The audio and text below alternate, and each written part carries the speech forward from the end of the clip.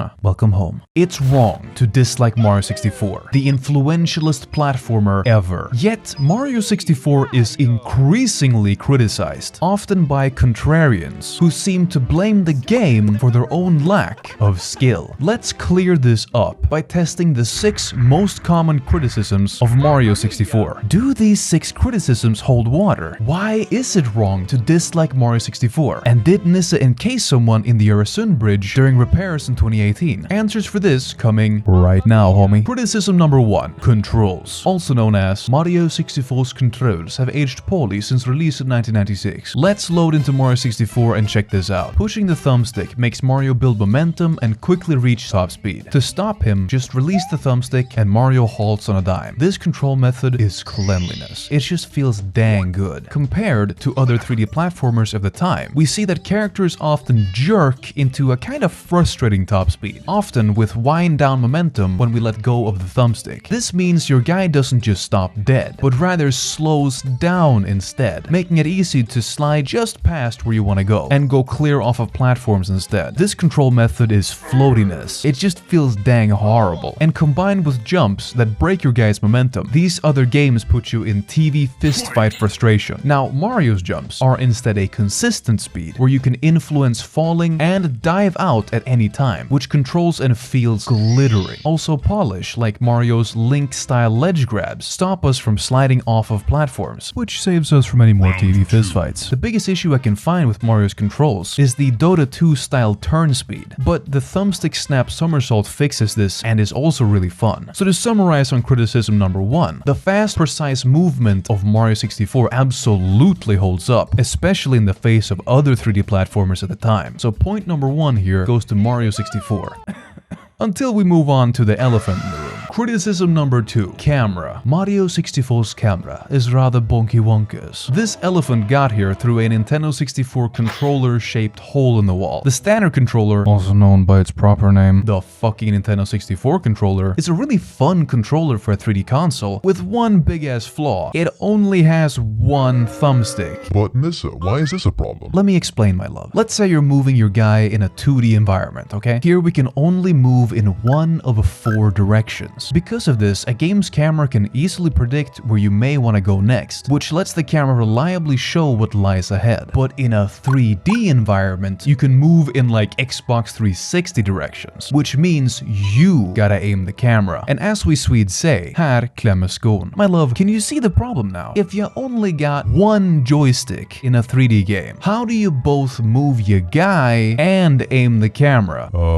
Broken ass C-pad? Correct. Because of the N64 controller, Mario 64 forces you to use the C-pad for the camera, which snaps the camera to a few preset angles, all of which are mildly useless. And if this wasn't ghetto enough for you, the camera controls are also inverted, which means left snaps the camera right and right snaps the camera left. 2 years after Mario 64's release, Banjo-Kazooie would solve this. You just hold the camera button down to staple the camera to your guy's back. This lets the camera always follow your guy's perspective and gives you an always consistent camera tool. Kinda like Legend of Zelda and Dark Souls Lock-On, actually. But Banjo-Kazooie already had Mario 64's shoulders to stand on, so even though it's aged better, we have to remember that Mario 64 pioneered this shit. And these camera controls do work once you're used to them. And if you don't agree with me on that, let me remind you to like and subscribe as I present Croc. Child Nisse loved Croc, but adult Nisse feels bone pain over it, because Croc is a 3D platformer with tank control.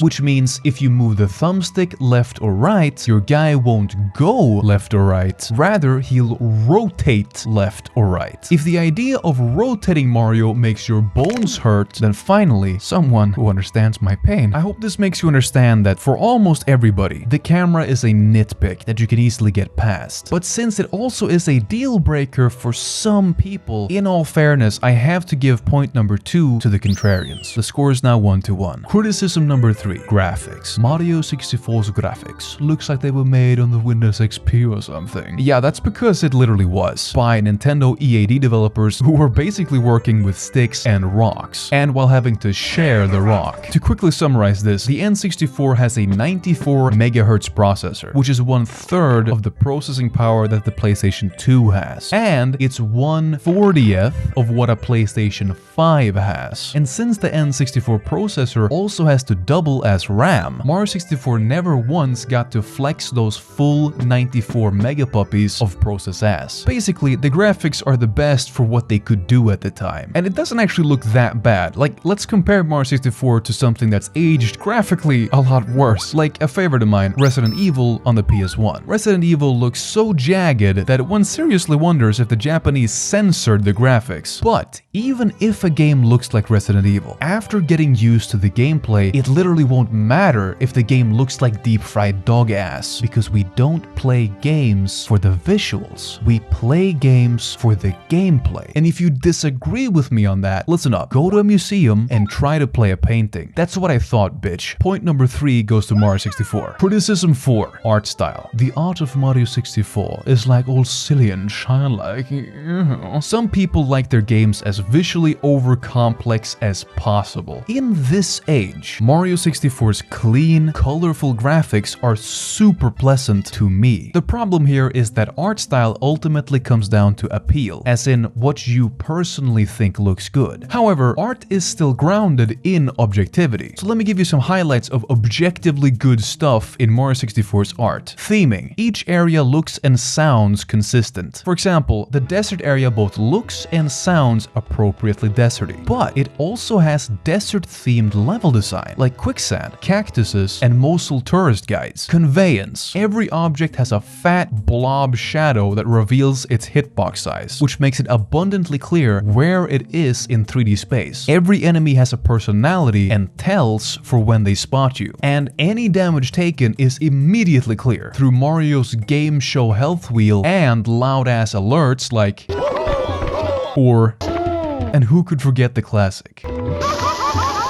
You may not love Mario 64's art style, but you gotta admit they went to work on this shit. Point number 4 goes to Mario 64. Criticism 5. Collectathon. Why must I collect all this tedious bullshit? Okay, honestly, hard agree. Playing a game like Mario 64 to 100% it, that should always be the bonus meal, never the main course. And this is the case even for a good collectathon like Psychonauts, because Mario 64 played as a collectathon is frustrating. Exhibit number 1. Coin stars. Every painted world has a 100 coin star, but not every course has 100 coins on the field. This means you might end up collecting 96 coins on one course, realize there aren't any more to find, whereupon you'll have to exit the course, load into a new one, and then still have to collect 100 more coins, which is...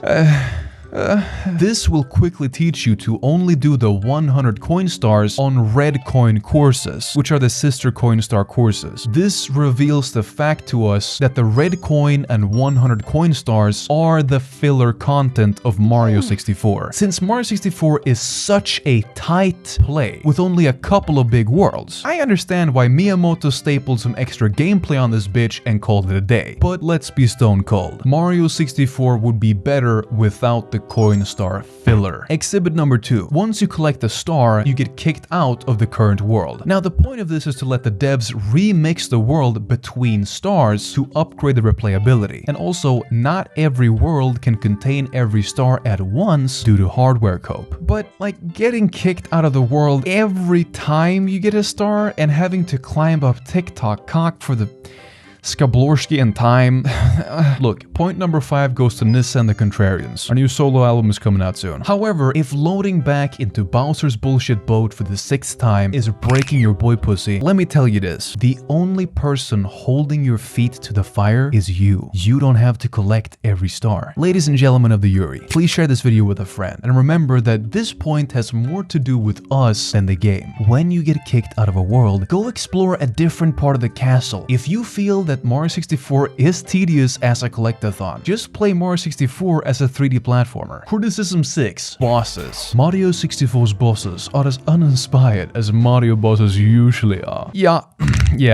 Yeah, I agree with this one too. The gay Bowser fight evolving between each encounter is a great idea, but it's mauled by all the waiting you do, which in turn reveals how little gameplay there actually is to the fight. And this goes for all the other bosses too. Comparing Mario 64 to a game like Cuphead, Cuphead has enough imagination and challenge to every boss that the fights feel more like a cool privilege than just another fight. But the point of Mario 64's bosses is not to be an apocalyptic showdown. Come here, look at how the bosses are blended into the game. They're all paced to give the player a break in between platforming heavy stars, and this wouldn't work if the bosses were taken further. Half-Life 2, for example, has vehicle sections that break up the running, but Half-Life 2 forgets that variety should either be short and sweet or have enough depth to be its own main course, so these vehicle sections drag on for way too long. Mario 64 is a 3D platformer and not a boss fighter, and it sticks to this philosophy. This is also why Mario 64's basic bitch enemies are really just walking stage hazards. But because the bosses are such archetypes, especially with the literal charging bull archetype and the two-handed boss archetype both being featured in one Nintendo game, I think in all fairness we have to say that yeah, the bosses could have been more original. And this point goes to the contrarians. So the score ends at 3 points to Mario, 3 points to Nisse and the contrarians. In the end, the score of the biggest arguments tie. So why did we do this? To illustrate why it's wrong to dislike Mario 64. Even though this is a legendary game with legendary nitpicks, when you're flying through the levels racking up stars, you're not sitting there like, oh man, I love this momentum and the secrets are so cool, but oh, if only the penguin was wearing a fucking sun hat. Nitpicks are nitpicks because they do not wreck the end experience. Examine these nitpicks and learn from them, but don't become a tree expert who ignores the overall experience for the nitpicks. Look at games that are actually worth disliking instead. Games that are pushed out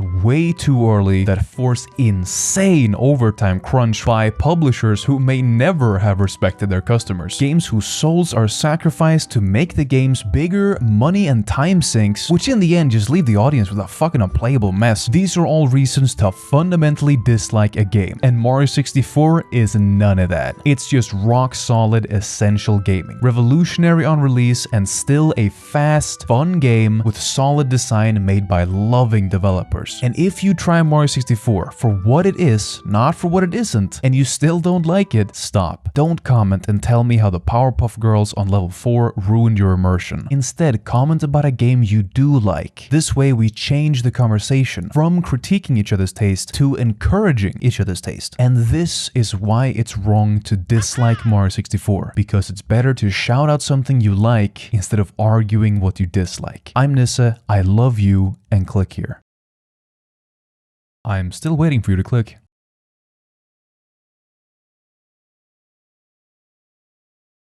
Alright, Gringo, I guess we're doing this the hard way. Send me your fucking feed pics right now.